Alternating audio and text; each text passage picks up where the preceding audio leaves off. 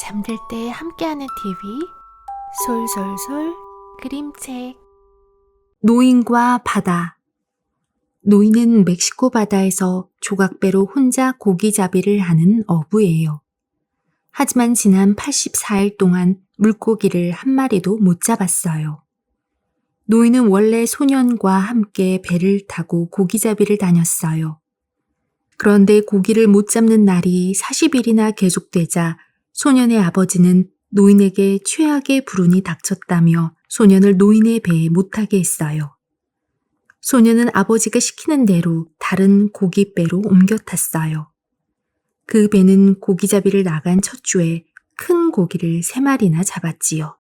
하지만 노인은 여전히 빈 배로 돌아왔어요. 소년은 가슴이 아팠어요. 소년은 매일같이 노인을 마중 나가 낚싯줄과 갈퀴, 작살, 돛 등을 챙기는 것을 도와주었어요. 야위고 초췌한 노인의 목덜미에는 깊은 주름살이 잡혔어요.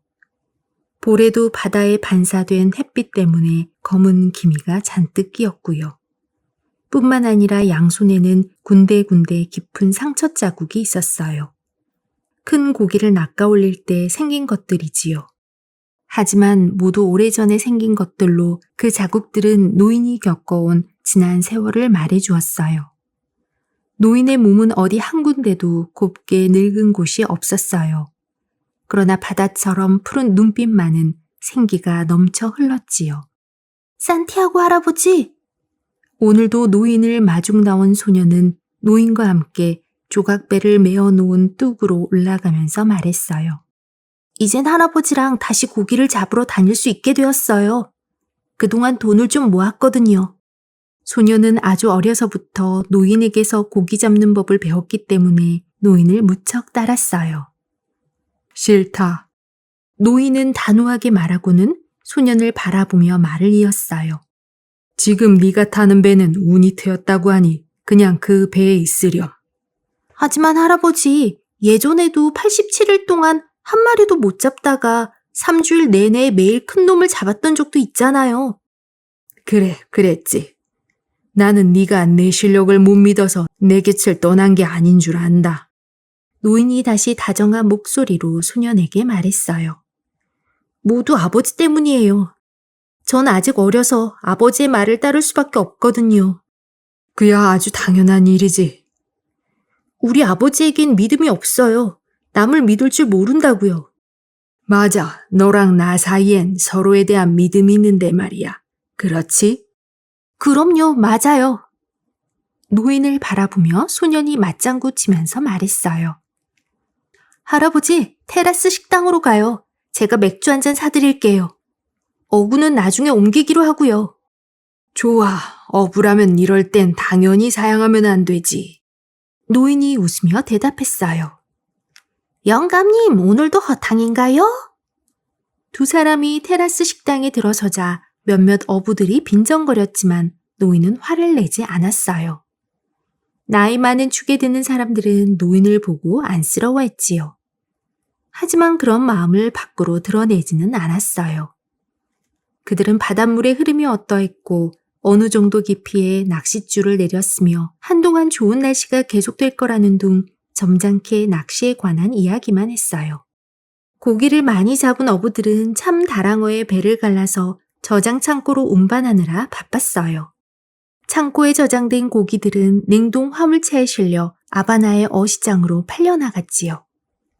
테라스 식당 안으로는 오후의 밝은 햇살이 가득 내리쬐었어요. 산티아고 할아버지, 소년이 노인을 불렀어요. 그래.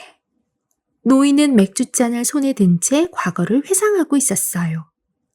정어리를 좀 구해다 드릴까요? 괜찮다. 너는 그냥 야구나 하면서 놀려무나. 고기잡이를 같이 못 가니까 무엇이든 도와드리고 싶어서 그래요. 이 맥주 한 잔을 사준 것만으로도 충분하단다. 그래도 네가 그런 생각까지 하다니 이제 너도 어른이 다 되었구나. 노인이 흡족한 얼굴로 소년을 바라보며 말했어요. 할아버지, 저를 처음 배에 태우고 바다에 나갔을 때가 제가 몇 살이었나요? 5살이었지. 고기를 잡아 올렸을 때 그놈이 어찌나 퍼덕이던지 하마터면 배가 부서질 뻔했지. 그때 너도 죽을 뻔했어. 기억나니? 네, 기억나요. 그놈이 꼬리를 어찌나 세게 휘두르던지 노가 다 부러졌지요. 배가 마구 흔들리자 할아버지가 저를 젖은 낚싯줄 뭉치가 있는 뱃머리 쪽으로 던지셨잖아요. 그리고 할아버지가 몽둥이로 고기를 후려치니까 들큼한 피냄새가 물씬 풍겼어요. 맞아, 그랬지. 너 정말로 전부 기억하는구나. 그럼요. 전 할아버지랑 고기를 잡으러 나갔을 때의 일들을 모두 기억해요. 노인은 사랑스러운 눈빛으로 소년을 바라보며 말했어요. 네가 내 아들이라면 먼 바다로 데리고 나가 모험을 해보련만. 노인은 풀이 죽은 목소리로 말을 이었어요. 하지만 내 아들이 될 수도 없고 또 지금은 운이 좋은 배에 타고 있잖니.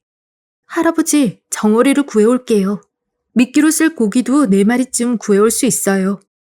오늘 쓰다 남은 미끼가 있단다. 소금에 절여 괴짝에 넣어두었지. 그래도 싱싱한 걸 쓰시면 더 좋잖아요. 좀 그렇다면 1마리만 구해다 주렴. 그러면 2마리만 갖다 드릴게요. 좋다. 그럼 2마리만 갖다 다오. 내일은 날씨가 좋겠구나. 어디로 가실 거예요?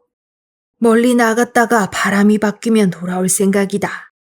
동이 트기 전에 나갈 작정이야. 저도 주인 아저씨께 멀리 나가자고 하겠어요. 그래야 할아버지가 큰 놈을 잡으면 모두들 거둘 수 있잖아요. 멀리 나갔다가 바람이 바뀌면 돌아올 생각이다. 동이 트기 전에 나갈 작정이야. 그 사람은 멀리까지 나가려 하지 않을걸. 맞아요. 그렇지만 저는 새가 고기를 찾는 모습을 못 봤다거나 또 주인 아저씨가 보지 못한 걸 봤다고 우겨서 멀리 나가게 할 거예요. 그 사람 시력이 그렇게 나쁘냐? 장님이나 똑같아요. 그거 참 이상하군. 그 사람은 거북잡이는 한 일이 없는데. 거북잡이를 하면 눈을 망치지. 그렇지만 할아버지는 모스키토 해안에서 몇 년씩 거북잡이를 하셨어도 눈이 좋잖아요. 나야 유별난 늙은이니까. 할아버지, 만일 엄청나게 큰 고기가 걸리면 혼자 이겨내실 수 있겠어요? 이겨낼 수 있지. 내게는 충분한 요령이 있거든. 할아버지, 이제 어구를 나르러 가요. 2 사람은 나란히 돛대와 어구들을 챙겨 노인의 오두막으로 갔어요. 노인이 돛을 감은 돛대를 벽에 잘 기대어 놓자 소녀는 어구들을 그 옆에 조심스레 놓았어요. 그럼 저는 정어리를 구해올게요. 소년이 노인을 두고 오두막집을 나섰어요. 얼마 후 소년이 돌아왔을 때는 이미 날이 저물었어요. 노인은 의자에 앉은 채 잠이 들어 있었어요. 소년은 담요를 가져다 노인의 어깨에 덮어주었어요. 노인의 어깨는 나이에 비해 매우 단단해 보였고 목덜미 역시 아직도 억세고 강해 보였어요. 할아버지, 일어나 보세요. 소년이 노인의 무릎에 손을 얹으며 속삭이자 노인이 눈을 떴어요. 노인은 머나먼 여행길에서 막 돌아온 사람처럼 피곤해 보였어요. 너 또 무엇을 가져온 게로구나. 저녁 식사예요. 같이 먹으려고요. 난 아직 배가 고프지 않은걸. 그래도 조금 드세요. 아무것도 안 드시고 어떻게 고기를 잡겠어요. 그럼 같이 먹자꾸나.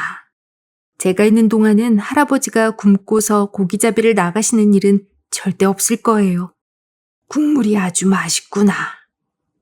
노인이 말했어요. 내가 네 나이 땐 아프리카로 가는 배에서 선원으로 있었단다. 저녁이면 해안에서 사자들도 보았지. 네, 예전에 말씀하셨어요. 어쨌든 할아버지는 최고의 어부세요. 아니다. 나보다 훨씬 훌륭한 어부들도 많단다. 하지만 여기서는 할아버지가 최고예요. 고맙다. 넌 나를 항상 즐겁게 해주는구나.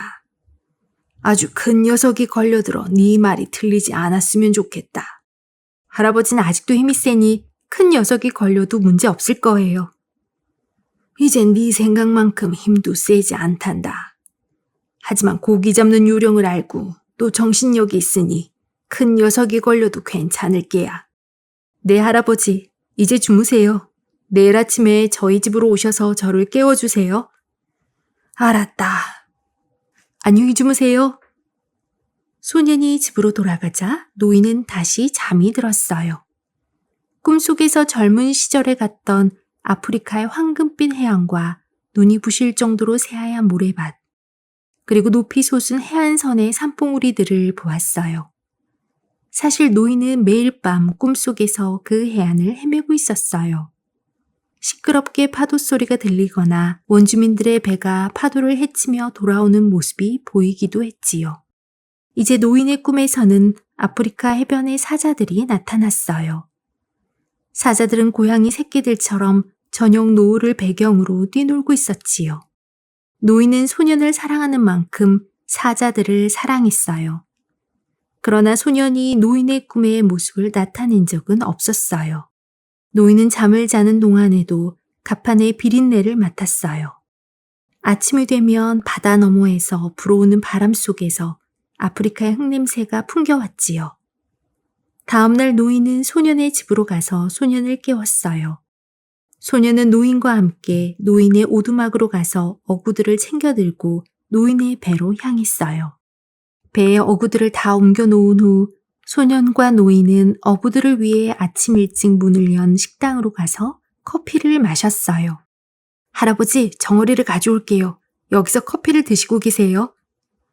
노인은 천천히 커피를 마셨어요.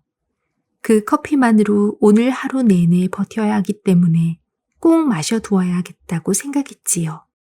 소년이 정어리와 미끼로 쓸 고기를 가지고 돌아오자 두 사람은 배가 있는 곳으로 갔어요. 고기 많이 잡으세요, 할아버지. 소년이 배를 바다로 밀어 넣으며 말했어요. 너도 많이 잡아라.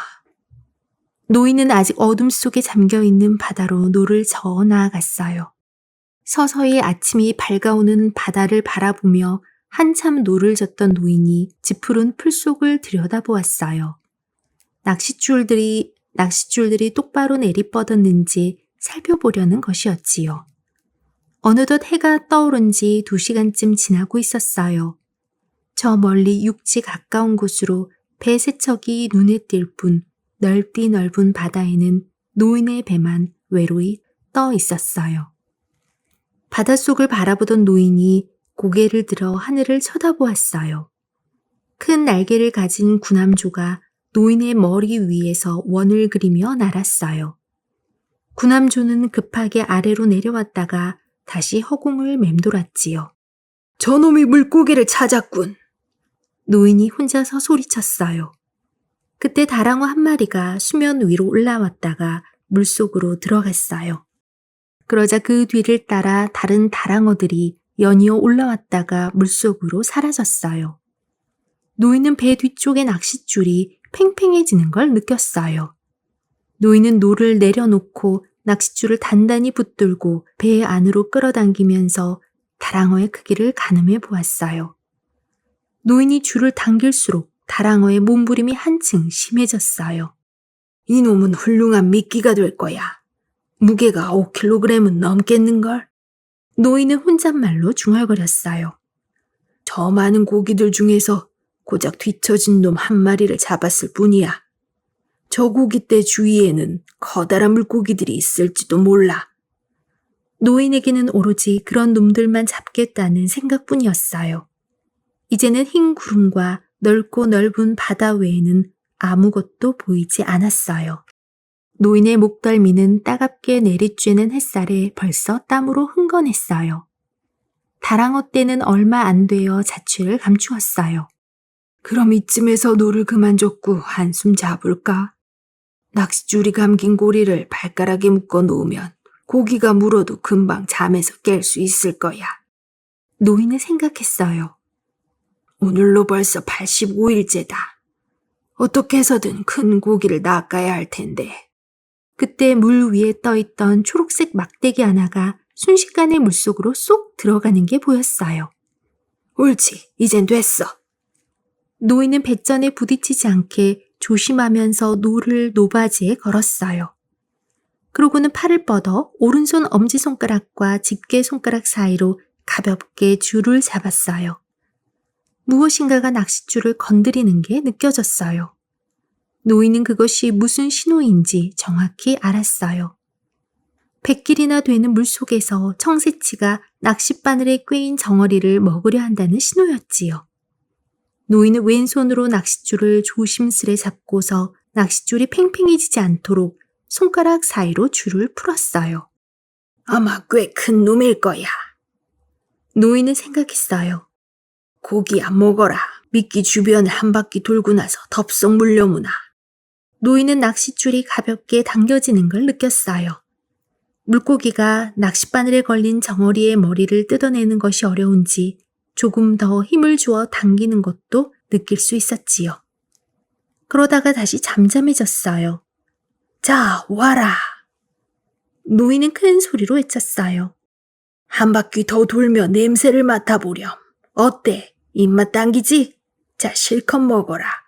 어서 사양하지 말고 덥석 물어라. 노인은 엄지와 집게 손가락 사이로 낚싯줄을 잡아들고 기다렸어요. 잠시 후 다시 살짝 당겨지는 감촉이 낚싯줄을 타고 전해왔어요. 제발 저 녀석이 미끼를 덥석 물게 해주십시오. 그러나 미끼를 물지 않았는지 더 이상 아무런 반응이 없었어요. 초조해진 노인이 낚싯줄을 잡고 중얼거렸어요. 가버렸을 리가 없는데 아마 녀석이 미끼 주위를 돌고 있는 중일 거야. 전에 낚시에 걸린 적이 있어 의심이 드는 모양이지. 그때 낚싯줄이 약하게 떠는 느낌이 손가락에 전해졌어요. 그럼 그렇지. 이번엔 반드시 물게야. 노인이 반가워하는 순간 낚싯줄이 세차게 끌리는 것이 느껴졌어요. 생각보다 훨씬 큰 고기가 분명했어요. 노인은 계속해서 줄을 풀었어요. 2개의 예비 사리 중 하나를 다 풀었지요. 노인은 줄이 풀려나갈 때도 엄지손가락과 집게손가락에 힘을 주지 않고 들고만 있었어요. 그런데도 고기의 엄청난 무게를 느낄 수 있었지요. 드디어 미끼를 물었군. 녀석이 미끼를 문 채 달아날 작정이로군. 노인은 혼자 중얼거렸어요. 이제 미끼를 삼키면 되는데. 하지만 노인은 입 밖으로 소리가 나오지 않게 속으로만 외쳤어요. 좋은 일일수록 미리 말해버리면 될 일도 안 된다는 걸 잘 알기 때문이지요. 노인은 엄청나게 큰 고기가 어둠 속에서 미끼를 물고 달아나는 모습을 상상했어요.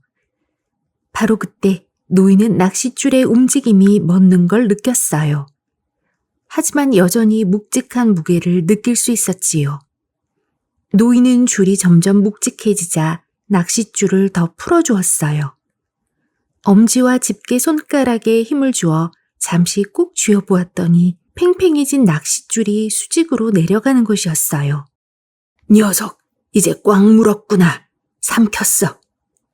노인의 가슴이 마구 뛰었어요. 노인은 왼손을 뻗어 낚싯줄 사리의 끄트머리를 다른 낚싯줄 사리에 올가매고는 줄이 풀리는 대로 놔두었어요. 이젠 모든 준비가 끝났어요. 지금 들이운 낚싯줄 말고도 40길이나 되는 사리를 3개나 더 준비해 두었지요. 실컷 먹어라. 낚싯바늘 끝이 네 심장에 콱 박혀서 숨이 끊어질 때까지 어서 삼켜라. 그러고서 힘들게 하지 말고 속히 물 위로 올라오너라. 네 몸통에 작사를 힘껏 박아주마. 노인은 속으로 중얼거렸어요. 자, 이때다. 노인이 고함을 지르며 낚싯줄을 2손으로 힘껏 당기면서 양손으로 번갈아 말아 올렸어요. 온 힘을 다해 낚싯줄을 당기고 또 당겼어요. 그러나 고기는 끄떡도 하지 않았어요. 낚싯줄은 아주 큰 고기에도 견딜 만큼 무척 튼튼했어요. 노인이 낚싯줄을 어깨에 둘러매고 힘껏 당기자 팽팽해진 줄에서는 물방울이 튀며 물속에서는 쉿쉿하는 소리가 나기 시작했어요. 노인은 고기가 끌어당기는 힘에 맞서 몸을 뒤로 젖힌 채 낚싯줄을 단단히 붙잡고 있었어요. 배가 서서히 끌려가기 시작했어요. 고기는 쉬지 않고 헤엄쳐 갔어요. 그 애를 데리고 왔더라면 좋았을걸. 이제 고기한테 끌려가게 생겼군. 지금 낚싯줄을 잡아당기면 저놈이 줄을 끊고 도망가 버릴 거야. 그냥 낚싯줄을 붙들고 있으면서 저 녀석이 줄을 끌고 가는 대로 더 풀어줄 수밖에. 녀석이 아래로 내려가지 않는 것만도 다행으로 생각해야지. 그런데 저 녀석이 갑자기 곤두박질하면 어쩐다지? 바다 밑바닥까지 내려가서 그냥 죽어버리면 큰일인데. 노인은 낚싯줄을 어깨에 둘러맨 채 중얼거렸어요. 물속으로 비스듬히 내려간 줄의 경사도를 확인하는 중에도 배는 계속 끌려가고 있었어요. 이미 4시간이 지났지만 고기는 여전히 노인의 배를 끌고 바다 멀리 나가고 있었어요. 노인은 노인대로 여전히 낚싯줄을 등에 둘러맨 채 단단하게 버티고 있었지요. 노인은 뱃머리에 기대어 숨을 돌리면서도 이 순간을 견뎌야 한다는 생각밖에 없었어요. 문득 뒤를 돌아보니 이제 육지는 보이지도 않았어요. 고기는 밤새도록 방향도 바꾸지 않고 똑같은 코스로 달렸어요. 저놈도 별 수 없겠지. 녀석이 계속 이렇게 버틴다면 나 역시 도리가 없는데. 노인은 별을 쳐다보며 방향을 가늠해 보았어요. 노인의 어깨에서 물속으로 곱게 뻗은 낚싯줄은 마치 한 줄기 인광처럼 보였어요. 배가 끌려가는 속도가 아까보다는 느려졌어요. 그 애를 데리고 왔더라면 좋았을걸. 노인은 혼자 중얼거렸어요. 그래서 늙은이는 혼자 있으면 안 돼. 하지만 별 수 없지. 기운을 차리려면 다랑어를 먹어야겠군. 먹고 싶은 생각이 없어도 아침에는 꼭 먹어야 해. 잊지 말고 먹어야 한다고. 노인은 마음속으로 다짐했어요. 밤새 작은 돌고래 2마리가 배 근처로 다가와서 뒹굴며 물을 뿜어대는 소리가 들려왔어요. 노인은 순놈의 물 뿜는 소리와 암놈이 한숨 쉬듯 물을 뿜는 소리를 분간할 수 있었어요. 저 녀석들은 늘 같이 뛰놀면서 장난치고 사랑을 속삭이지. 이런 생각이 들자 노인은 낚시에 걸린 고기가 갑자기 가여워졌어요. 참 멋있고 독특한 놈이군. 나이는 얼마나 됐을까? 저렇게 기운이 펄펄 넘치는 녀석은 생전 처음이야. 영리한 놈이라서 뒤오르지도 않는군. 갑자기 솟구쳐 오르거나 마구 덤비기라도 하면 꼼짝없이 당할 수밖에 없을 거야. 녀석은 낚시에 걸려본 경험이 있어서 이런 식으로 싸워야 한다는 걸 알고 있는 게 틀림없어. 하지만 싸우는 상대가 늙은이 혼자인 줄은 미처 모르겠지. 녀석은 엄청나게 큰 놈이 분명해. 고기 맛만 좋다면 굉장히 비싼 값을 받을 수 있을 게야. 미끼를 무는 것도 힘차고 끌어당기는 힘도 엄청난 놈이야. 싸우는 것도 겁내는 기색이 전혀 없어. 노인은 낚싯줄을 잡고 생각했어요. 그 애가 함께 있었더라면. 노인은 이렇게 중얼거리며 뱃머리에 몸을 기대자 어깨에 둘러맨 낚싯줄을 통해 고기의 엄청난 힘이 느껴졌어요. 고기는 여전히 자기가 택한 방향으로 꾸준히 달려가고 있었어요. 일단 내 손에 걸려든 이상 저도 무슨 결단을 내려야겠지. 녀석은 분명히 먼 바다로 가서 깊은 물속에 잠겨 있자는 생각일 게야. 하지만 나도 지옥 끝까지라도 가서 녀석을 잡아서 기어코 끌고 갈 거거든. 녀석이나 나나 도와줄 친구는 아무도 없어. 나는 어쩌면 어부가 되지 말았어야 했는지도 몰라. 하지만 어부는 내 천직인걸. 날이 밝으면 다랑어를 꼭 먹어야지. 노인은 생각하고 또 생각했어요. 노인은 어둠 속에서 여분의 낚싯줄 사리들의 끝을 이어놓았어요. 노인은 한 손으로도 아주 익숙하게 낚싯줄을 다루었어요. 이제 모두 6사리의 예비 낚싯줄이 준비되었어요. 노인은 날이 새면 미끼가 달린 40길짜리 낚싯줄도 끊어서 예비 낚싯줄에 이어야겠다고 생각했어요. 다른 고기를 잡으려다 이놈을 놓친다면 어디서 그 보상을 받겠어. 아, 이럴 때 만올린이 있었더라면. 그렇게 중얼거리다가 노인은 큰 소리로 자신을 꾸짖었어요. 지금 무슨 소리야? 그 앤 여기 없어. 너 혼자라고. 어떻게든 이놈을 낚아야 해. 이제 남은 줄들을 끊어버리고 두 벌의 예비 낚싯줄을 연결해 두는 게 좋겠군. 노인은 깜깜한 어둠 속에서 생각한 일들을 실행에 옮겼어요. 그러는 사이에 한 번은 고기가 갑자기 꿈틀대는 바람에 그만 넘어져서 눈 아래에 상처가 나고 말았어요. 그래도 노인은 자세를 고쳐잡고는 고기가 당기는 힘을 온몸으로 느끼며 물속에 손을 담가 배의 속도를 가늠해 보았어요. 녀석이 왜 꿈틀댔을까? 팽팽해진 낚싯줄이 놈의 등을 스쳤을 거야. 그러나 아무리 그래도 이 늙은이의 등만큼이나 아프겠어? 노인은 생각했어요. 이봐, 내가 죽든 네가 죽든 한번 맞붙어 보자. 노인은 날이 셀 때만을 기다렸어요. 날이 새기 직전인 이맘때가 가장 추웠기에 조금이나마 체온을 덜 빼앗기려고 노인은 배전에 몸을 기댔어요. 네 놈이 버틴다면 나도 충분히 버틸 수 있어. 배는 여전히 앞으로 나아가고 있었어요. 해가 뜨자 햇살이 노인의 어깨에 퍼졌어요. 북쪽으로 가고 있군. 조류를 따라 돌아주면 좋겠는데. 그건 저 녀석이 지쳤다는 의미거든. 하지만 고기는 조금도 지치지 않았어요. 그러나 노인에게도 유리한 조짐이 나타났어요.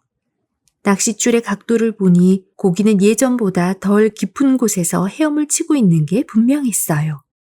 그렇다고 해서 고기가 반드시 수면 근처로 올라오라는 법은 없지만 그럴 여지도 충분했어요. 내가 조금 세게 당기면 녀석은 아파서 펄쩍 뛰어오르겠지. 이제 날이 밝았으니 어디 뛰어오르게 해볼까? 노인은 낚싯줄을 약간 세게 잡아당겨 보았어요. 그러자 낚싯줄은 곧 끊어질 것처럼 팽팽해졌어요. 노인은 낚싯줄을 더 이상 당기면 안 된다고 생각했어요. 고기야, 난 네가 정말 마음에 든다. 넌 정말 대단한 녀석이야. 하지만 널 꼭 잡고야 말 거야. 노인은 각오를 새롭게 다졌어요. 바로 그때 고기가 갑자기 요동을 치는 바람에 노인은 뱃머리 쪽으로 꽈당 넘어졌어요. 만일 낚싯줄을 느슨하게 풀지 않았다면 물속으로 끌려갈 뻔했지요. 노인의 오른손에서 피가 흐르고 있었어요. 요동을 치는 걸 보니 너도 어디 다친 모양이로구나. 노인은 큰 소리로 그렇게 말하고 물고기의 방향을 바꿀 수 있는지 낚싯줄을 살며시 당겨보았어요. 팽팽한 낚싯줄은 금방이라도 끊어질 듯 했어요.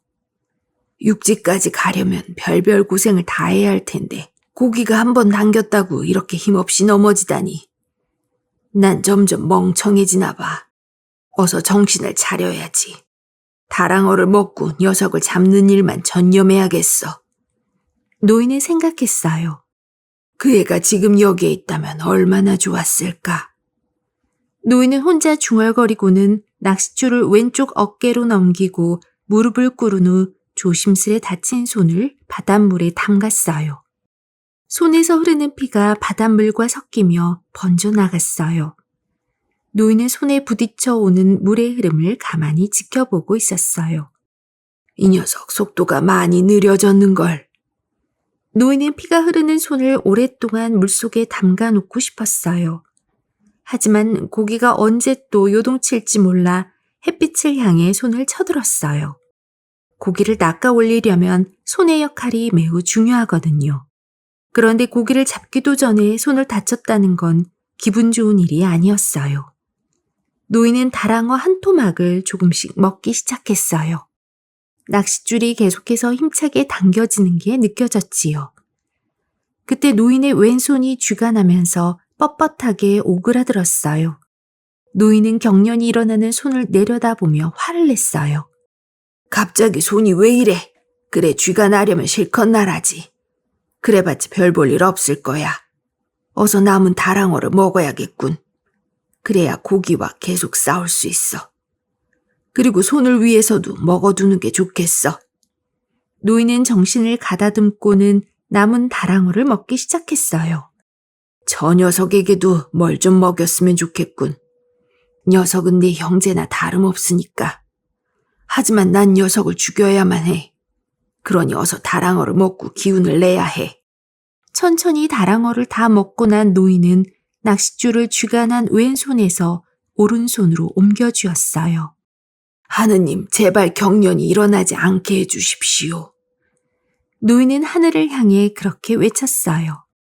도대체 이놈은 무슨 생각을 할까? 뛰어오르기만 하면 손쉽게 해치우련만 녀석은 바닷속 깊은 곳에서 숨어 언제까지 버틸 거지? 하는 수 없지. 나도 버티는 수밖에. 노인은 왼손을 계속 넓적다리에 문지르면서 오그라드는 손을 펴보려고 애를 썼어요. 그 순간 노인은 자기가 얼마나 고독한가를 새삼 깨달았어요. 지금 노인의 눈앞에 보이는 건 깊고 검은 물속으로 뻗어내려간 낚싯줄과 잔잔하던 수면에 일렁이는 파도뿐이었어요. 노인은 하늘을 쳐다보았어요. 아이스크림처럼 생긴 구름과 그 위로 가벼운 새털 모양의 구름이 하늘을 뒤덮고 있었어요. 저 녀석보다는 나한테 훨씬 유리한 날씨로군. 노인은 고기를 향해 소리쳤어요. 쥐가 났던 왼손은 여전히 풀리지 않은 상태였어요. 그 애라면 내 팔을 주불러서 쥐가 난 것을 벌써 풀어주었을 텐데. 그런 생각에 잠긴 것도 잠시 노인은 낚싯줄을 끌어당기는 힘과 물속에 있는 줄의 각도가 달라진 걸 느꼈어요. 녀석이 올라오는구나.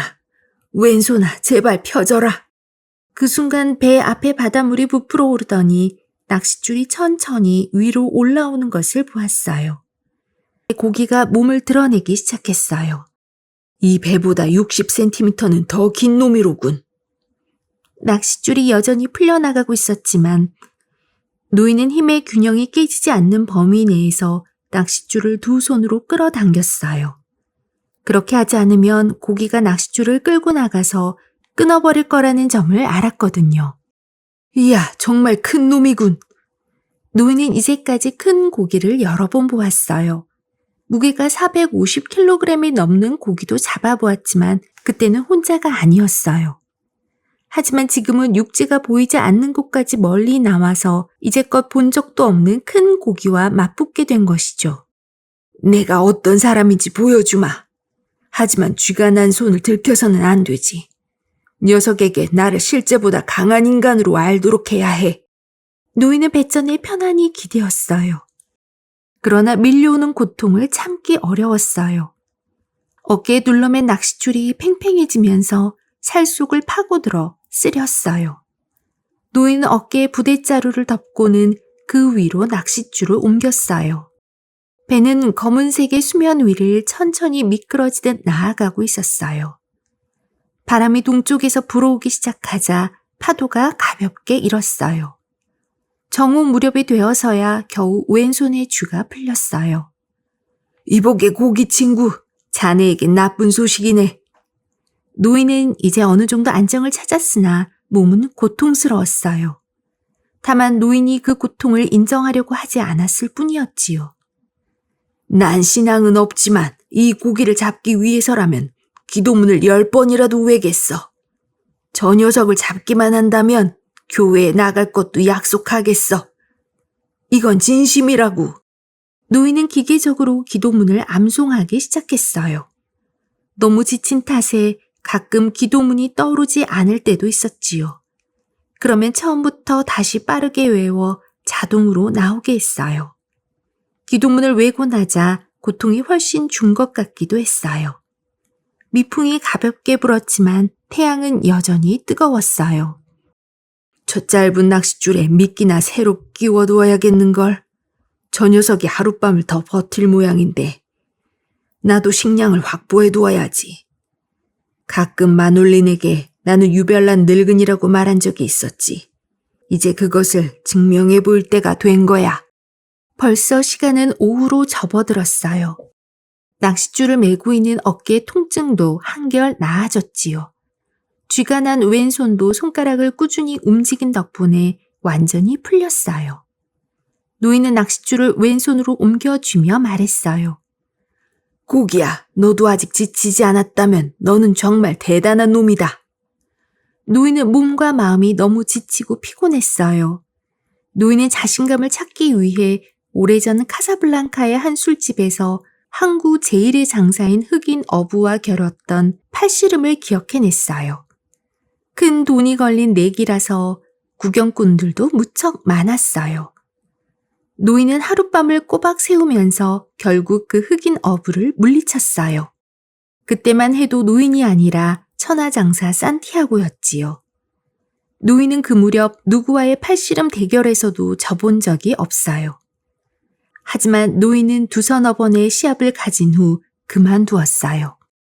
오른손은 어부에겐 생명과도 마찬가지여서 팔씨름을 너무 많이 하면 고기 잡는 데 지장이 생길 수 있기 때문이었지요. 그때 작은 돌고래 한 마리가 노인의 낚시에 걸렸어요. 노인은 오른손으로 낚싯줄을 잡고 왼손으로 돌고래를 끌어당겼어요. 그리고 돌고래를 배 위로 끌어올려 막대기로 머리를 내리쳤어요. 돌고래는 몸을 부르르 떨다가 금세 조용해졌지요. 고기야, 넌 기분이 어떠냐? 나는 매우 좋구나. 왼손도 다 나았고 당분간 먹을 식량도 마련했지. 자, 힘껏 배를 끌어보렴. 어서. 노인은 큰 소리로 외쳤지만 말처럼 기분이 좋은 건 아니었어요. 어깨에 둘러맨 낚싯줄 때문에 생긴 고통은 이제 느끼지 못할 만큼 무감각해져 버렸으니까요. 해가 지자 바다는 칠흑같이 어두워졌어요. 노인은 뱃전에 들어 누워 되도록 편한 자세를 취했어요. 2시간쯤 쉬었다고 생각했어요. 하지만 편히 쉰 것 같지는 않았어요. 고기가 끌어당기는 힘을 여전히 어깨와 등으로 견뎌야 했거든요. 벌써 하루하고 한나절이 지났는데 난 한 잠도 못 잤어. 저 녀석이 점잖게 있는 동안 잠시 눈을 붙여봐야지. 그래야 머리가 맑아지지. 어느샌가 하늘에는 별이 반짝이고 있었어요. 노인은 돌고래를 정확하게 둘로 갈랐어요. 위가 묵직해 갈라보니 날치 2마리가 싱싱한 채로 들어있었어요. 별이 총총한 밤하늘 아래서 찬 밤 공기를 온몸으로 느끼며 노인은 돌고래의 살점을 저미어 먹기 시작했어요. 머리와 내장을 발라낸 날치도 1마리를 먹었지요. 이제 고기가 조용히 있는 동안 한숨 자두자. 노인은 오른손으로 낚싯줄을 단단히 움켜쥐고 온 몸의 무게를 뱃전에 맡기듯 기대면서 오른손을 허벅다리로 눌렀어요.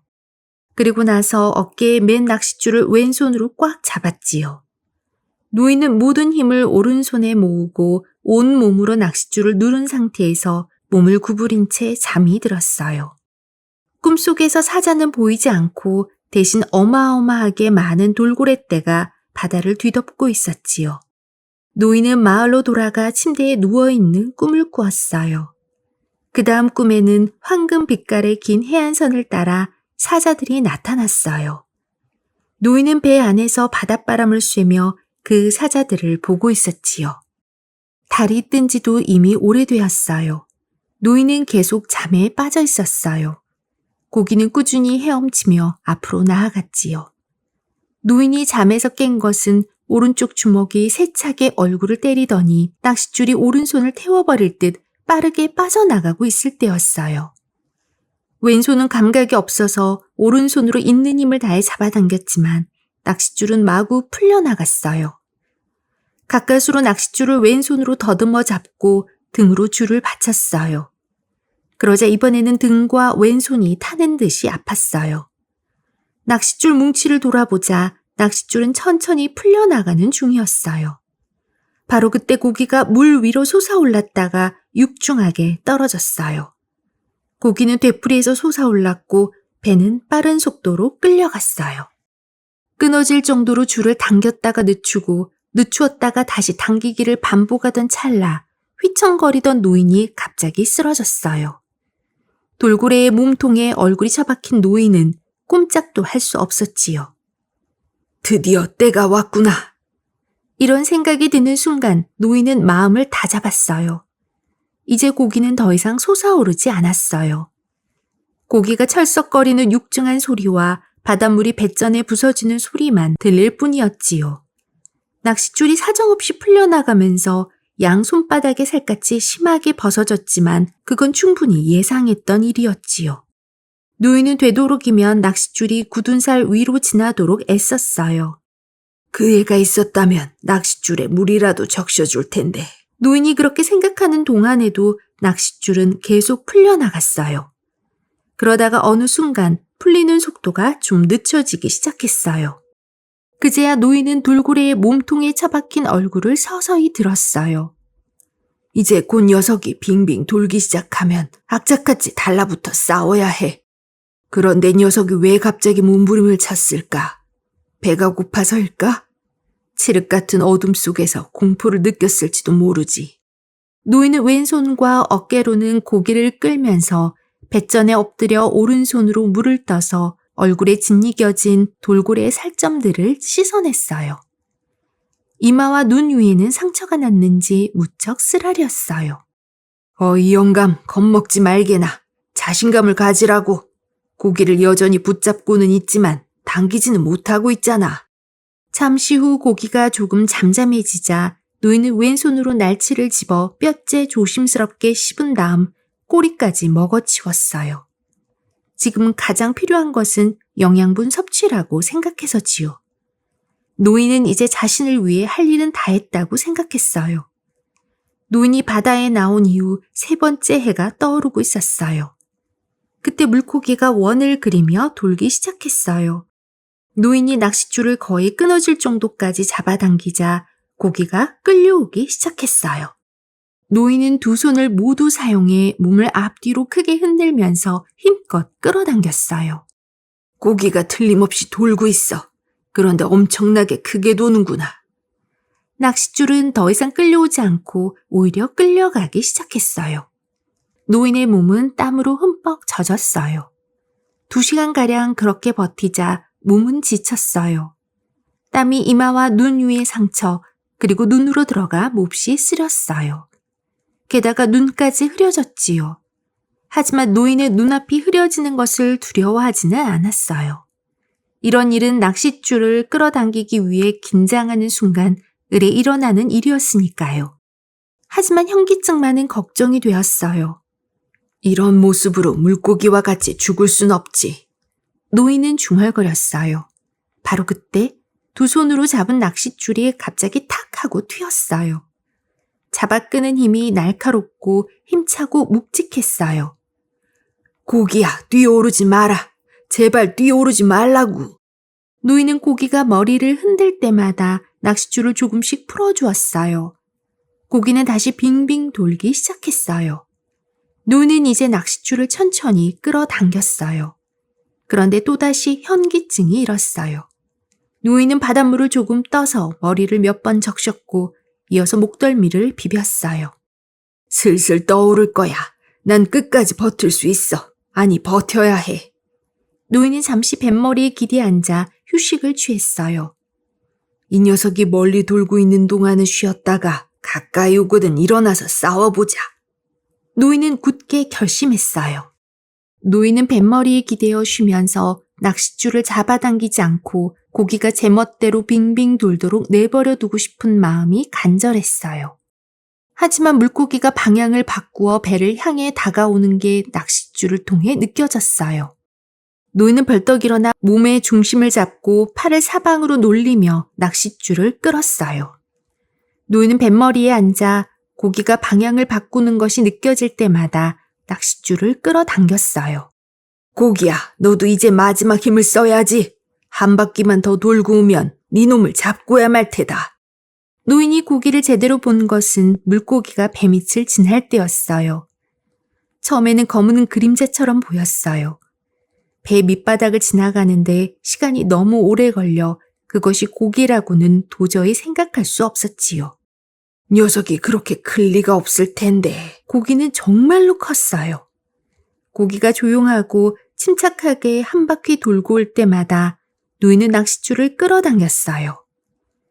녀석을 최대한 배 가까이 오게 해야 해.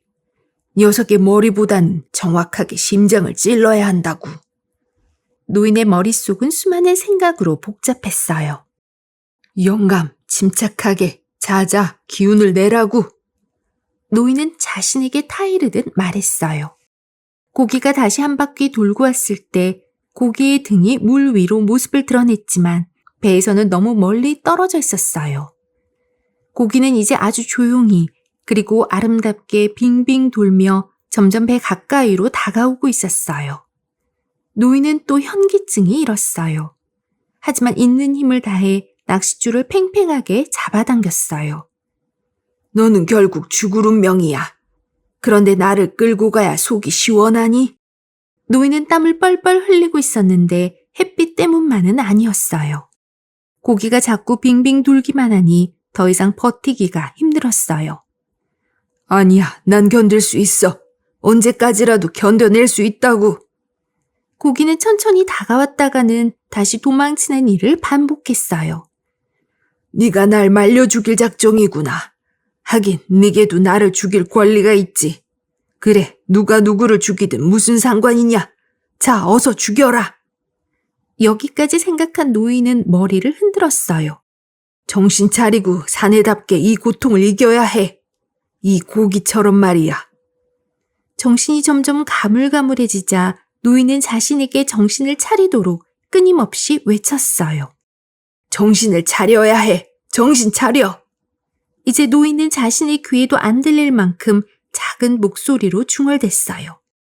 손은 부르트고 머리는 어지러운 데다 눈앞이 흐려져 가끔은 주위에서 아무것도 보이지 않곤 했어요. 노인은 이제 남아있는 모든 힘과 먼 옛날부터 지녀온 자존심을 한데 모아 고기에게 고통을 주려고 맞섰어요. 고기는 배 옆으로 유유히 다가왔고 주둥이는 뱃전에 닿을 뻔했어요. 바닷속에 있는 고기의 모습은 한없이 커 보였어요. 노인은 마지막 힘까지 짜내어 가슴 높이만큼 솟아오른 고기의 옆구리를 작살로 내리찍었어요. 치명상을 입은 고기는 요동치면서 공중으로 솟구쳐 오르더니 다시 물속으로 첨벙 가라앉았어요. 노인은 현기증이 일어 앞이 잘 보이지 않았어요. 그러나 천천히 작살에 매인 밧줄을 풀어내렸어요. 잠시 후 앞이 또렷해지자 작살 자루가 고기의 옆구리에 삐죽히 꽂혀 있는 게 보였어요. 그리고 고기의 심장에서 흘러나온 검붉은 피가 바닷물을 물들여가는 게 보였지요. 노인은 눈을 깜빡거리면서 고기를 조심스럽게 살펴보았어요. 그러고는 작살에 맨 밧줄을 뱃머리 쪽에 있는 말뚝에 감고는 두 손으로 머리를 감싸쥐었어요. 나는 지칠 대로 지쳤어. 하지만 마무리를 해야지. 노인은 낚싯줄을 당겨 그 녀석을 만져보고 싶었어요. 이 녀석은 나의 전 재산이야. 하지만 전 재산이어서 만져보고 싶은 건 아니야. 나는 벌써 녀석의 심장을 만져보았는걸. 작살을 녀석의 옆구리에 밀어 넣을 때 말이야. 노인은 정신을 차리기 위해 물을 한 모금 마셨어요. 영감, 어서 일을 시작해야지. 싸움이 끝난 뒤에는 마무리라는 골치 아픈 작업이 남아있다고. 노인은 하늘을 올려다보고 나서 고기를 바라보았어요. 저 정도라면 700kg은 넘겠는걸. 노인은 기운을 차리고는 고기를 배 옆에 잘 붙들어 맸어요. 고기가 너무 커서 다른 한 척의 배가 붙어 있는 것처럼 보였지요. 돛대를 꽂아 돛을 펼치자 배가 움직이기 시작했어요. 노인은 배 뒤쪽에 반쯤 드러누운 채 남서쪽으로 뱃머리를 돌렸어요. 조각배는 큰 짐을 달고 있는 것에 비해서 제법 잘 달렸어요. 노인은 바로 눈앞에서 자신이 잡은 고기를 보고 상처투성이 손을 펴보고 등이 쑤시는 걸 느끼고 비로소 꿈이 아닌 걸 깨달았어요. 고기와 싸움이 끝날 무렵 노인은 하도 힘이 들어 잠시 동안 이게 꿈은 아닌가 하고 생각했지요. 내가 녀석을 잡은 걸까? 아니면 녀석이 나를 잡은 걸까? 하지만 상관없어. 난 녀석보다 머리가 좋은 데다 이 고기는 내게 아무 해도 끼치지 않는 착한 녀석이거든. 노인은 잠시 머리가 혼란스러웠지만 그렇게 결론을 내렸어요.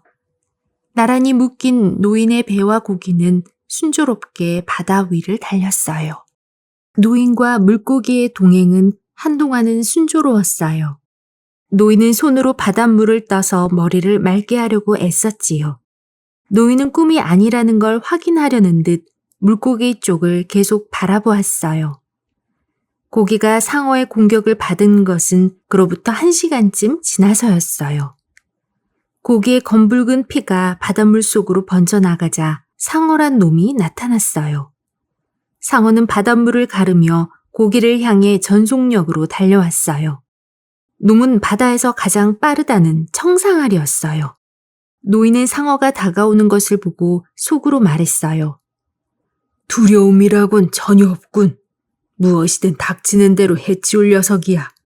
노인은 상어의 움직임을 살피며 작살에 밧줄을 맸어요. 이미 노인의 머리는 냉정함을 되찾고 온몸은 자신감으로 넘쳤지만 기대를 건다는 것 자체가 무리였어요. 좋은 일은 오래가지 않는 법이지. 노인은 상어가 다가오는 것을 지켜보면서 배에 붙들어 맨 고기를 힐끗 쳐다보았어요. 차라리 꿈이라면 좋을 텐데. 상어의 공격을 막을 순 없겠지만 녀석을 붙잡을 수 있을지는 몰라. 상어는 날쌔게 배 뒤쪽으로 다가와 입을 쩍 벌리고는 날카로운 이빨을 드러낸 채 고기의 꼬리 부분을 향해 달려들었어요. 노인은 상어가 고기의 살점을 뜯어먹는 걸 보았어요. 순간 힘을 다해 상어의 머리를 작살로 내리찍었어요. 상어는 몸이 뒤집힌 채 수면 위에 잠시 떠 있다가는 아주 천천히 가라앉았어요. 한 20kg은 뜯겼군. 노인은 걱정스러운 듯 큰 소리로 외쳤어요. 작살이랑 줄도 몽땅 가져가 버렸군. 게다가 이제 고기의 몸에서 더 많은 피가 흘러나올 테니 그 냄새를 맡고 다른 놈들이 몰려오겠지. 노인은 이제 고기를 보고 싶은 생각조차 들지 않았어요. 고기가 뜯길 때 노인은 마치 자기 몸이 뜯기는 것처럼 느꼈어요. 하지만 나는 내 고기에 달려든 상어를 죽였어. 내가 본 상어 중 가장 큰 놈이었어. 좋은 일은 언제나 오래가지 않는 법, 차라리 꿈이면 좋을 텐데. 고기를 잡지 않았다면 좋았을 텐데. 이렇게 생각하며 자신을 위로했지만 성에 차지는 않았어요. 그렇지만 인간이란 원래 패배를 모르지. 차라리 죽을지언정 패배할 수는 없어. 노인은 그렇게 중얼거리며 생각에 잠겼어요. 그래도 고기를 죽인 건 미안한 일이지. 자, 이제부터는 시련이 닥칠 텐데. 작살도 없으니 상어란 놈은 잔인한 데다 힘이 세고 영리하기까지 한 놈이야. 그렇지만 내 머리야 못 당하지. 하지만 안 그럴지도 몰라. 어쩌면 내가 상어보다 더 좋은 무기를 가지고 있었던 것뿐인지도 모르지. 노인은 생각했어요. 영감, 아무 생각 말고 곧바로 배를 달려. 올 테면 오라지 뭐. 하지만 아무 생각도 하지 않을 수는 없었어요. 지금 노인이 할 수 있는 일이 생각하는 것밖에는 없었으니까요. 노인은 지금 자기가 할 일이 아무것도 없는 듯 했어요. 아니야, 있어. 칼을 놋자루에 미끄럼매야지. 희망을 버리는 건 어리석은 짓이야. 그야말로 정말 큰 죄지. 노인은 자신에게 일어난 일들을 다시 천천히 생각해 보았어요. 물고기를 죽인 건 살기 위해서도 양식을 얻기 위해서도 아니야. 그건 어부로서 자존심이야. 고기가 고기로 태어난 것처럼 나는 단지 어부가 되려고 태어난 것뿐이라고. 노인의 생각은 꼬리에 꼬리를 물었어요. 영감, 자네 쓸데없는 생각이 너무 많아. 노인은 낮은 목소리로 중얼거렸어요. 노인은 상어가 물어뜯은 고기의 살점을 떼어 씹어보았어요. 시장에 팔면 틀림없이 제일 좋은 값을 받을 만큼 맛이 훌륭했어요. 그러나 문제는 고기 냄새가 물에 퍼지는 걸 막을 수 없다는 거지요. 노인은 어려운 고비가 다가오고 있는 걸 직감했어요. 그렇게 2시간쯤 지났을까. 노인은 뱃전에 기댄 채 고기를 뜯어먹으며 기운을 차리려 애썼어요. 바로 그때 상어 2마리가 노인의 눈에 들어왔어요. 귀상어로군. 노인은 아까 칼을 메어놓았던 노를 집어들었어요. 상어들은 조금도 주저하지 않고 다가왔어요. 녀석들은 썩은 것도 잘 먹고 닥치는 대로 죽이는 습성을 지녔어요. 자, 올 테면 와봐라. 그러나 이놈들은 청상아리처럼 바로 달려들지는 않았어요. 한 놈이 배 밑으로 들어가 물고기를 물어 뜯는 바람에 배가 이리저리 흔들렸어요. 다른 놈은 기다랗게 찢어진 눈으로 노인을 노려보다가 주둥이를 떡 벌리고는 재빨리 물고기를 덮쳤어요. 청상아리에게 물어 뜯겼던 바로 그 자리였어요. 노인은 놋자루에 매단 칼로 상어의 등을 깊이 찌른 후 다시 녀석의 눈을 찔렀어요. 녀석은 고기에서 떨어져 나가면서도 입에 물었던 살점만은 놓지 않고 꿀꺽 삼켰어요. 배 밑에서는 다른 녀석이 고기를 마구 뜯어먹고 있었기 때문에 여전히 배가 흔들렸어요. 노인은 재빨리 배를 옆으로 돌려서 상어가 드러나도록 했어요. 노인은 칼로 상어를 내리 찔렀지만 깊은 상처를 입히지는 못했어요. 상어는 겁도 없이 다시 고기에게 달려들었어요. 노인은 그 순간을 놓치지 않고 상어의 이마 한가운데를 찔렀어요. 그런데도 녀석은 여전히 주둥이를 담은 채 고기에 매달려 있었어요. 노인은 다시 놈의 왼쪽 눈을 깊숙이 찌르며 말했어요. 이런 괘씸한 놈들, 내가 잡은 고기의 4분의 1은 먹었을 게야. 그것도 가장 맛있는 부분만 골라서. 노인은 화가 나서 외쳤어요. 이게 꿈이라면 처음부터 고기를 잡지 않았으면 이런 고생은 안 했을 거야. 이 녀석에겐 미안하지만 모든 게 엉망진창이 됐어. 노인은 이제 고기를 쳐다보고 싶지도 않았어요.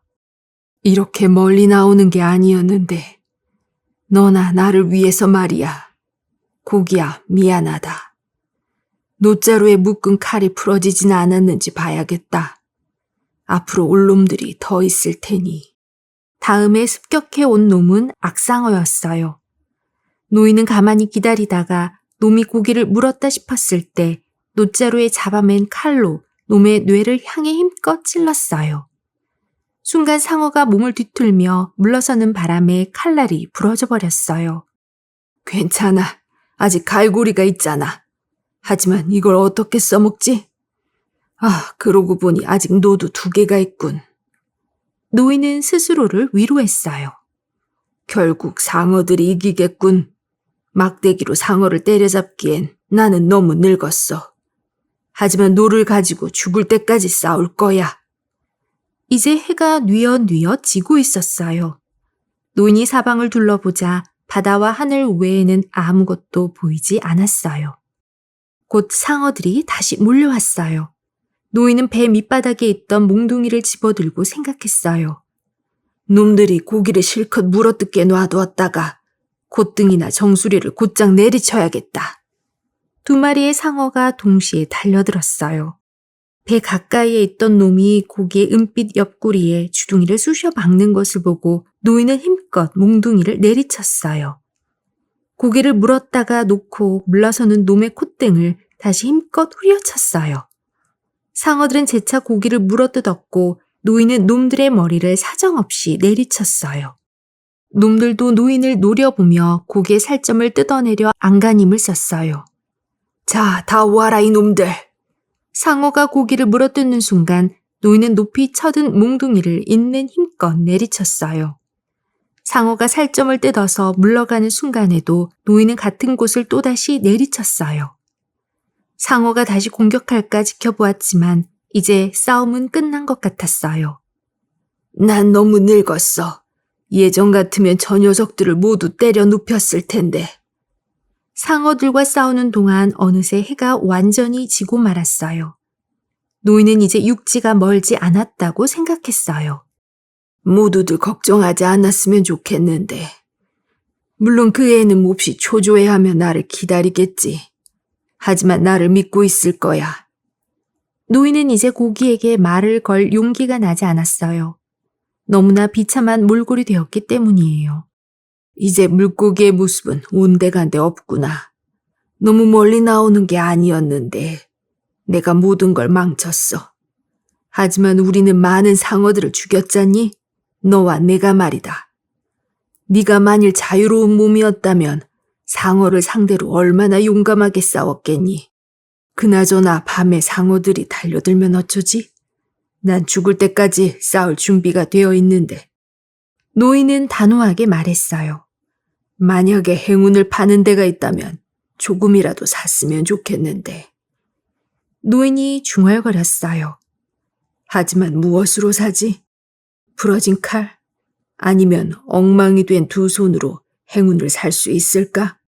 노인은 이렇게 중얼거리면서도 몸이 아픈 것으로 보아 자기가 죽지 않은 건 분명하다고 생각했어요. 밤 10시쯤 되었을 때 노인은 항구의 불빛이 하늘에 반사되어 훤히 비치는 것을 보았어요. 노인은 불빛이 비치는 쪽으로 배의 방향을 잡았지요. 더 이상 놈들과 싸우지 않았으면 좋겠는데. 하지만 한밤중에 다시 상어들과 한바탕 싸워야 했어요. 이번에는 상어들이 떼를 지어 나타났어요. 노인은 이제 그들과 싸워봐야 헛되다는 걸 잘 알았어요. 상어들이 고기를 덮칠 때마다 살점이 뜯기는 소리가 온몸에 소름이 돋도록 들렸어요. 고기의 머리를 물고 늘어지는 상어를 향해 노인은 몽둥이를 힘껏 내리쳤어요. 마침내 몽둥이가 뚝 하고 부러지는 소리가 들렸어요. 노인은 부러진 몽둥이의 끝으로 상어를 찔렀어요. 드디어 상어는 물었던 고기를 놓고는 떨어져 나갔어요. 하지만 이제 고기는 살이라고는 한 점도 남아있지 않았어요. 노인은 숨 쉬는 것조차도 버거울 정도로 완전히 지쳐버렸어요. 아무 생각 없이 그저 불빛을 향해 앞으로 나아가기만 했어요. 어서 빨리 집에 도착하기만을 고대했지요. 상어들이 뼈만 앙상하게 남은 고기한테 다시 달려들었지만 노인은 거들떠보지도 않은 채 항구로 돌아가는 일에만 신경을 썼어요. 그저 배에 딸린 짐이 없어서 무척 가볍게 그리고 아주 잘 달리고 있다는 걸 느낄 뿐이었어요. 이제 해변을 따라 늘어선 마을에 불빛이 보였어요. 노인은 자기가 어디에 있는지를 알았어요. 노인이 항구에 돌아왔을 땐 테라스 식당은 불이 꺼져 있었어요. 사람들이 모두 잠들어 있다는 의미였지요. 노인은 바위 밑 자갈밭에 배를 대려 했어요. 도와줄 사람이 아무도 없었기에 힘닿는 데까지 배를 움직여 육지에 바싹 댔어요. 노인은 무척 피곤했지만 돛을 내리고는 둘둘 말아서 묶었어요. 그리고 나서 돛대를 어깨에 메고 집을 향해 걸어가기 시작했어요. 노인은 너무 많이 지쳐 있었어요. 노인이 잠시 걸음을 멈추고 돌아보니 고기의 커다란 꼬리가 우뚝 솟아있는 모습이 가로등 불빛에 비쳐 뚜렷하게 보였어요. 물 위로 드러난 허연 등뼈와 삐죽 내민 주둥이가 달린 검은 머리통, 그리고 앙상하게 드러난 뼈를 보며 노인은 한숨을 내쉬었어요. 노인은 도중에 몇 번이나 쉬었다가 언덕을 올라 간신히 오두막집으로 돌아왔어요. 노인은 돛대를 벽에 세워놓고는 침대에 고꾸라지듯 쓰러졌어요. 다음날 소년이 아침 일찍 오두막집 문을 열었어요. 노인은 깊이 잠들어 있었어요. 소년은 노인이 숨을 쉬고 있는 것을 보고는 안심했어요. 그러다 노인의 손을 보고는 그만 울음을 터뜨렸어요. 마을 사람들이 노인의 조각배 주위에 서서 웅성거리며 배 한편에 묶여있는 물고기의 잔해를 쳐다보았어요. 하지만 소년은 사람들 사이로 내려가지 않았어요. 소년은 이미 그것을 보았기 때문이에요. 영감님은 어떠시냐? 소년을 보더니 한 어부가 물었어요. 주무시고 계세요. 소년은 테라스 식당으로 가 빈 깡통에 커피를 담아달라고 했어요. 뭐 더 필요한 건 없니? 그런데 진짜 굉장하더라고. 저렇게 큰 물고기는 나도 지금까지 본 적이 없어. 네, 할아버지가 일어나시면 뭘 드실지 여쭤보고 다시 올게요. 영감님께 안부 전해라. 소년은 커피가 든 깡통을 들고 노인의 오두막으로 갔어요. 소년이 커피를 데우기 위해 다시 장작을 가지러 나갔다가 돌아왔을 때에야 노인은 잠에서 깼어요. 일어나지 마세요. 이것 좀 드세요. 소년이 컵에 커피를 따랐어요. 노인은 그것을 천천히 마셨어요. 그놈들에게 내가 졌다 마놀린. 정말 형편없이 물어뜯겼지? 아니에요. 할아버지는 지지 않았어요. 그래, 네 말이 맞아. 고기의 머리는 어쩌실 거예요? 미끼로 쓸 사람들에게 나눠주렴. 그럼 주둥이는요? 갖고 싶으면 네가 가져라. 고마워요, 할아버지. 노인은 누군가와 말할 상대가 있다는 것에 행복을 느꼈어요. 네가 없어서 정말 쓸쓸했단다. 그런데 넌 몇 마리나 잡았니? 첫날과 그 다음날 한 마리, 마지막에 2마리를 잡았어요. 오, 그래 잘했구나. 이제부터는 꼭 저랑 함께 다녀요, 할아버지. 안 된다. 나는 운이 다한 사람이란다. 또 그놈의 운 타령. 이제 그만하세요. 운이 그렇게 필요하다면 제가 가지고 갈게요. 됐죠? 네 집에 어른들이 뭐라고 할 텐데. 상관없어요. 이제부터 우리 둘이서 나가는 거예요. 저는 아직 할아버지한테 배울 게 많아요. 그러려면 우선 좋은 창을 구해서 고기잡이 갈 때 가져가야 해. 잘 달궈서 만든 칼도 준비하고. 내 칼은 잘 달궈지지 않아서 부러졌어. 제가 다른 칼을 구해올게요. 창도 준비하고요. 모두 제가 준비할 테니 할아버지는 손이나 빨리 낫도록 신경 쓰세요. 걱정 마라. 나는 내 손을 치료하는 법을 잘 아니까. 할아버지, 그만 누우세요. 깨끗한 옷과 드실 걸 가져올게요. 소녀는 문을 열고 밖으로 나갔어요. 언덕길을 내려가는 소년의 눈에서는 눈물이 그치지 않았어요.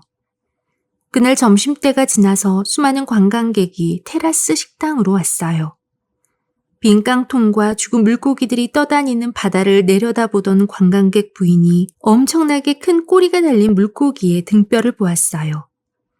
허연 등뼈와 큰 꼬리는 파도에 밀려 위아래로 흔들리고 있었어요. 저게 뭐죠? 부인은 종업원에게 거대한 물고기의 뼈를 가리키며 물었어요. 그것은 이미 파도에 밀려 떠내려가는 쓰레기에 불과했지요. 상어의 뼈랍니다. 종업원은 그렇게 대꾸하고는 서툰 영어로 지난밤 항구에서 일어난 일을 설명하느라 애를 썼어요. 어머나, 상어의 꼬리가 저렇게 멋진 줄은 미처 몰랐어요. 나도 몰랐는걸? 부인 옆에 서 있던 남자가 맞장구 쳤어요. 오두막집에서는 노인이 엎드려서 다시 깊은 잠에 빠져 있었어요. 소녀는 그 모습을 가만히 지켜보고 있었지요. 노인은 사자들의 꿈을 꾸고 있었답니다. 더 많은 이야기가 궁금하다면 구독 버튼을 눌러 친구가 되어 주세요.